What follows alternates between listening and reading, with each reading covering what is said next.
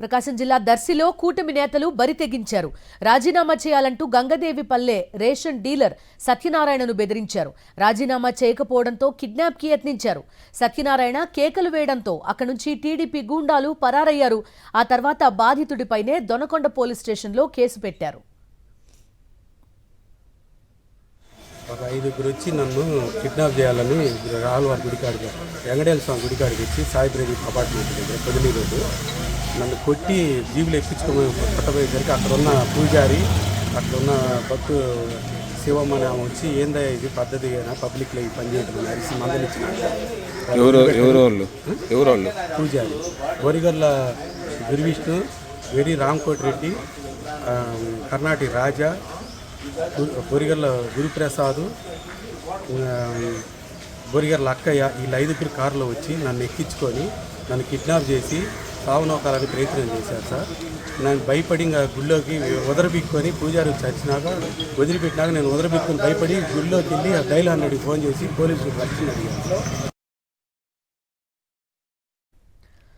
పూర్తి వివరాలు అందిస్తారు మా కరెస్పాండెంట్ శ్రీనివాస్. బెదిరింపుల పర్వం ఏ స్థాయిలో జరుగుతోందో చూస్తున్నాం. ఏకంగా కిడ్నాప్ కి కూడా ప్రయత్నించారని చెప్తున్నారు బాధితుడు. వివరాలేంటి? ఇది కూటమి ప్రభుత్వంలో ఏ విధంగా దాడులు జరుగుతున్నాయి, పోలీసులు అడ్డం పెట్టుకుని యువకులను ఎలా కడుతుంటాన్ని చూస్తున్నాం. దాకా మొన్న ఒక 3 రోజుల క్రితమే పొద్దుల్లో ఒక వయసుకు సంబంధించిన వయసుకురాలైనటువంటి కుర్రాన్ని చితకబాదినటువంటి యశవంతం చూసాం. మళ్ళీ ఆ పక్కన ఉన్న దొనకొండలో ఇవాళ కూడా ఈ వయసుకురాలనుకున్నటువంటి సత్యనారాయణ రేషన్ డీలర్ దాదాపు 10 ఏళ్ళకి పైగా ఆయన దొనకొండ మండలం గంగదేవపల్లిలో రేషన్ డీలర్గా ఉన్నాడు.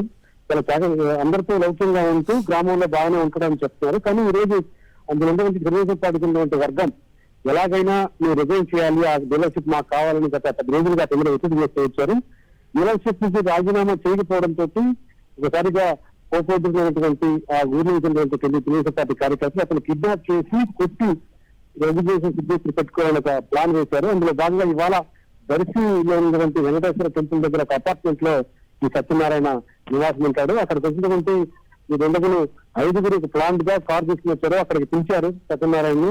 వెంటనే అతన్ని జీబులు ఎక్కించి కొట్టుకుంటూ జీబులు కార్లు ఎక్కించుకునే ప్రయత్నం చేశారు. అక్కడ ఉన్నటువంటి స్థానికులు కేకలు వేసి ఆపే ప్రయత్నం చేయడంతో అక్కడి నుంచి వాళ్ళు వెళ్ళిపోయినట్టుగా మనకి సమాచారం ఉంది. బాధితుడు వాళ్ళ నుంచి బయటపడి డైల్ 100కి కాల్ చేసినట్టుగా చెప్పింది పరిస్థితి. ఎంత కూడా చాలా ఒక భయానక వాతావరణంగా మనం చెప్పొచ్చు.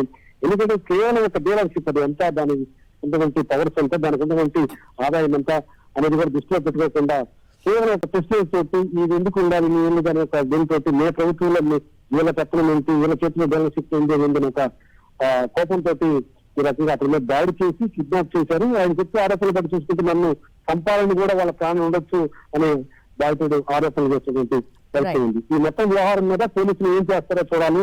మన జరిగినటువంటి వైశ్యకుడానికి యువకుడు అదంతా ముగికముంటే మరో వైశ్యకుల మీద దాడి కూటమి ప్రభుత్వం ఏ విధంగా సమర్థించుకుంటుందో కూడా చూడాల్సినటువంటి పరిస్థితి ఉంది. Right Srinivas, thank you.